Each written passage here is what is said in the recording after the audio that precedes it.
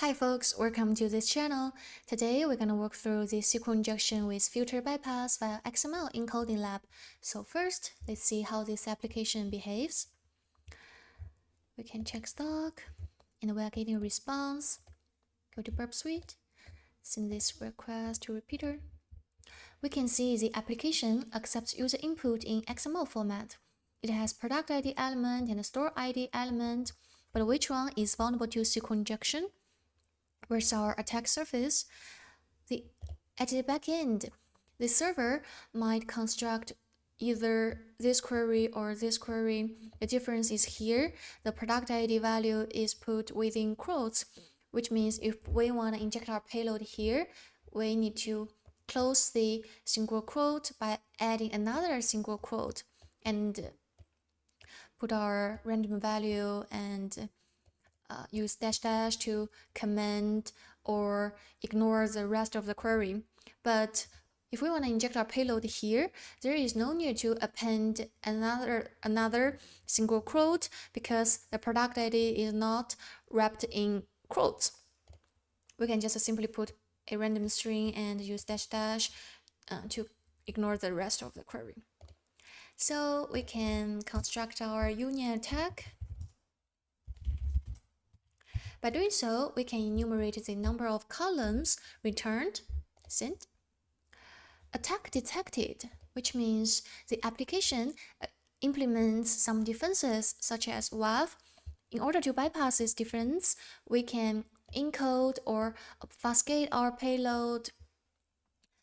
Since it's using XML, we can encode via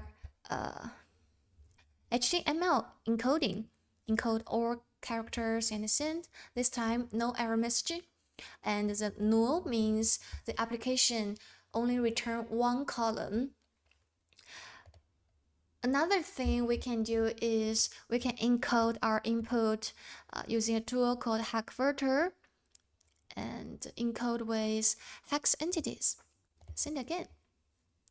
Also, no error message. You can install this tool in B app and just search HackVerter. So we can further enumerate the database version, table names, column names, and the values of the columns. Burp Suite provides us with a very comprehensive SQL injection cheat sheet. We can, for example, enumerate the database version by this.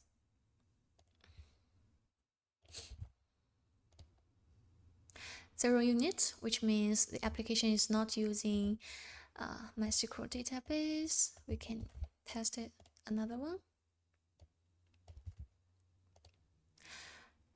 Okay, the application is using this database with this version.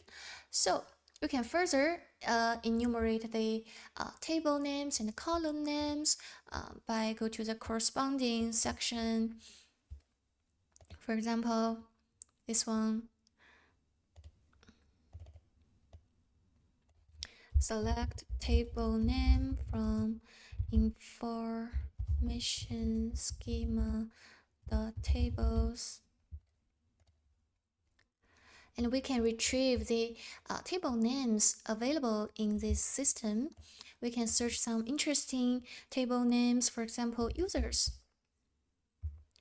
And then we can see what are inside the users table. We can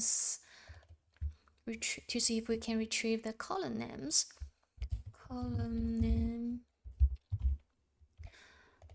information columns, where table name equals users. And we can see the table users has 3 columns. It has email, password, and username.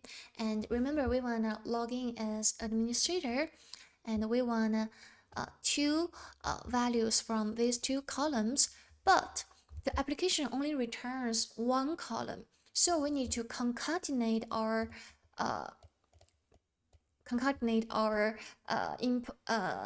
two values in a single column. So we can select username,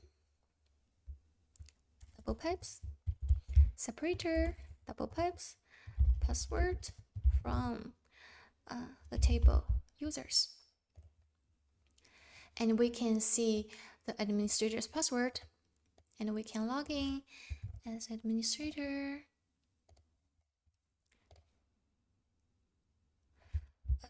Administrator password.